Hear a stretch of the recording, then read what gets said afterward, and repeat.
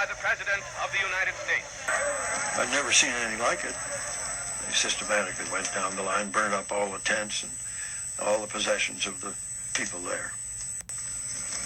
I was thinking of Herbert Hoover when this happened, because his election was in 3 months. I thought this would be the finish of Hoover.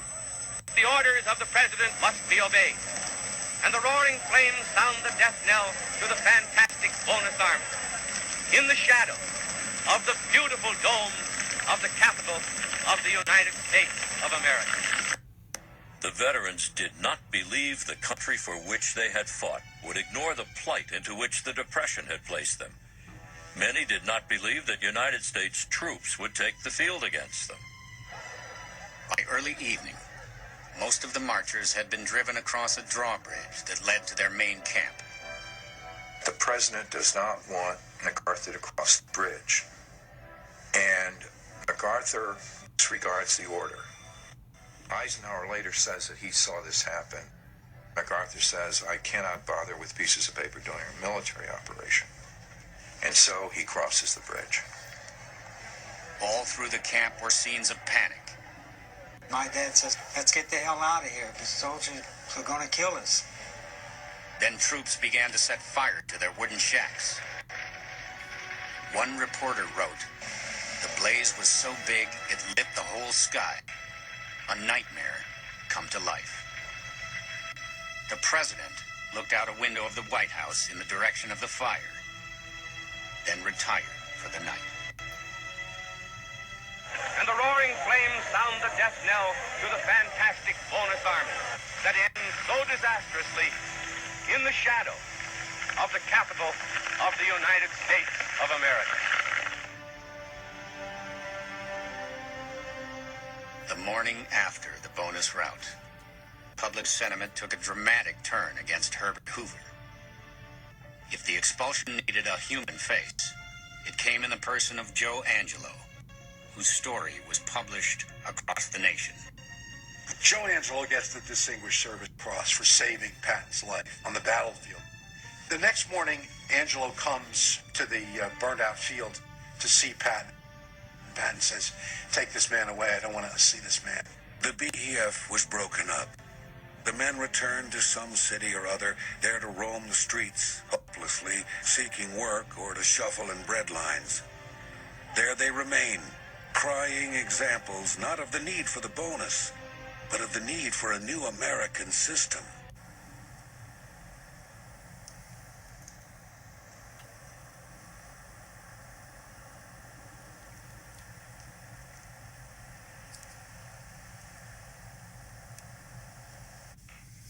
Here we can see a comparison of Sleeper Agent Swiss Mr. Hoover 1 and Sleeper Agent Swiss Mr. Hoover 2, who changed their names into Hoover.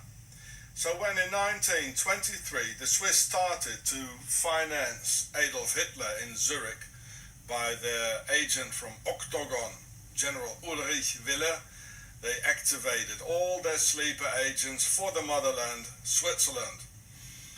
1 year later, Swiss Mr. Hoover 1 became the director of the FBI for the next 50 years, or half a century, from 1924 until 1972, who took care of all the Hitler sightings in Argentina at the Colonia Suiza after the war, and had them disappear from public at some federal bureau without investigation.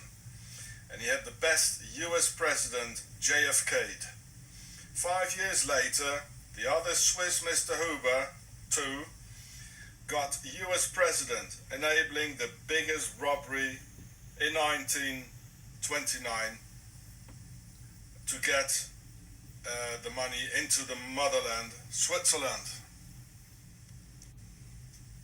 So by then, there were 2 Swiss Hoovers at the mightiest key positions together with Swiss General Eisenhower, setting in place the course of World War II. Just watch in Google, list of Swiss Americans and Swiss American. Look how the Hoovers look alike, certainly being of the same breed from Octagon of the Alps, the same nose, same facial expression, same brachycephalic skull form, etc. And as all charming things come in three, there was a third Swiss Mr. Huber, Albert Friedrich Armin Huber, whose mother knew Mussolini when Mussolini was in Bern, Switzerland. Yes, they all were in Switzerland, weren't they now? So here you can read about the third Mr. Huber. Charming people.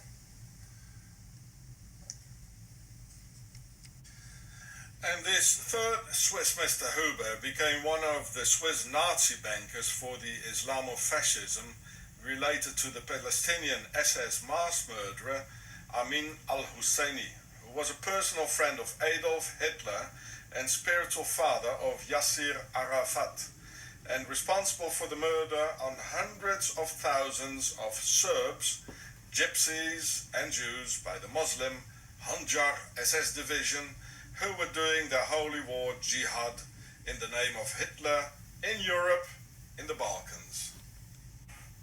You can read it yourself. Just punch pause about the Swiss involvement in wars and stirring up people against each other.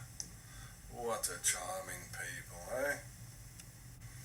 And here you can read it in German. It's only in German in Wikipedia for the ones who are able to read German. Just punch Pause. So these are the type of people Swiss Mr. Huber number 3 liked, and therefore even converted to Islam, getting the name of Ahmed Abdallah Ramadan al-Swissri. Sounds like Swissy, doesn't it? Or just Ahmed Huber. This was an extremely dangerous man who just converted to Islam for good Swiss business and his own personal fascist Swiss hatred towards humanity. I've told you, the Swiss octagon are the real puppet masters and grey eminence behind the screens. And the entire Swiss population fosters these extreme right-wing Nazi fascist ideologies and will give it their full support. So this here is out of a website, and he was part of a Swiss Nazi organization. I'll show it to you here. These are some members who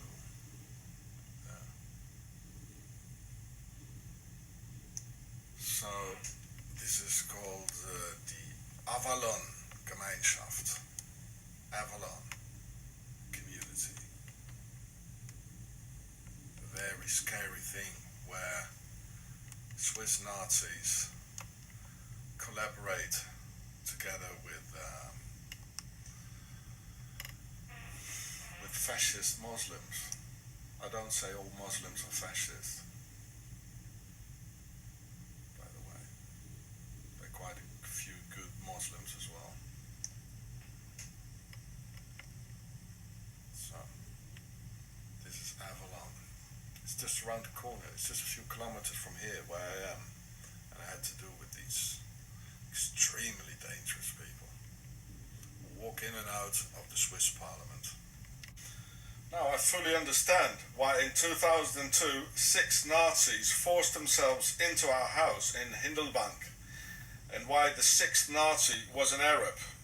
Because Mr. Huber's Islamofascist Avalon Gemeinschaft community is just around the corner, a few kilometers away, in Kirchberg, the next village with a letterbox in Efliger. There you can see it, it's in Efliger. And we were living just around the corner when this happened.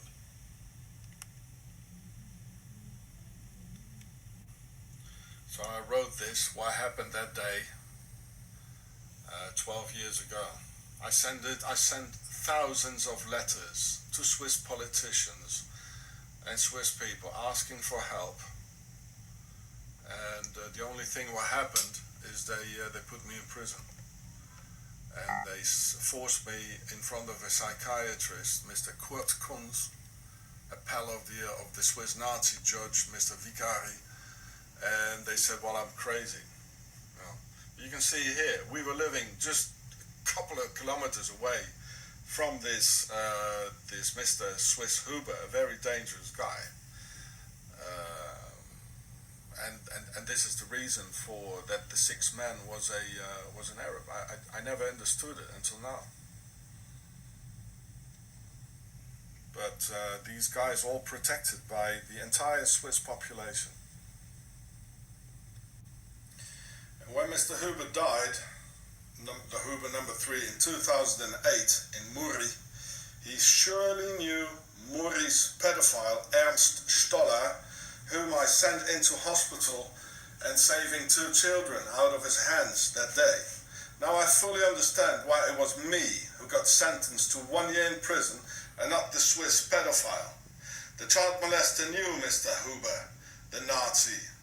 Both in Muri and Mr. Swiss Huber III must have known the SVP Nazi Judge Jean-Pierre Vigari, who sentenced me to prison and not his pedophile pal, and not even looking at the witness accounts of Tom Warner from New York.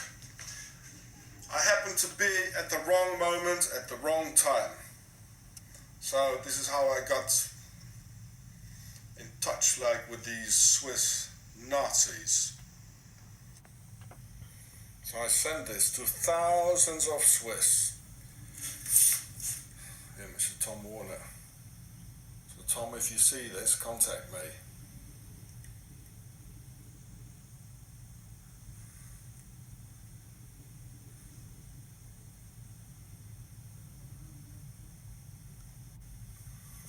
I tell you, he was there. I recognize him. Ahmed Al-Swisri Huber. He was there when these 6 men, they came into our house and threatened me. I was with my first son, who was only a few months old at the time, was still a baby. There wasn't absolutely nothing I could do. And so we left the home. We went to France. We escaped for 2 years to France. When I came back, they tortured me with code O2T. They dragged me in front of a psychiatrist saying that I'm crazy, and they've been threatening me ever since and tell me to shut up. But I won't shut up. I've got YouTube now. This was the man. He was one of the 6 men, together with 1 Arab, and I understand it all now. Why me and my family, we all had to suffer. This is Switzerland, and they all get backed up by the entire Swiss population, I tell you. It's not only the Swiss People's Party, it is the entire Swiss population. They're all a bunch of Nazis, I tell you. You hear me, Swissies? It's not Al-Swissri, it's Al-Swissi, eh? I won't forget it. This is how things get done in silent, invisible ways in Nazi Switzerland. And this is why it needs the NSA to shine light in this darkness in the highly criminal Swiss banks, to which the traitor Snowden was assigned to do in Geneva. Switzerland and their Templar Octagon organization are the brain behind Nazism, fascism, and World War II. Who stir up world peace and set up peoples, races, religions, and ideologies up against each other to gain an easy buck on the expense of others. Send in the US cavalry, now, and this time without any Hubers. The motherland of the 2 Hubers, or Hoovers, that betrayed the American people.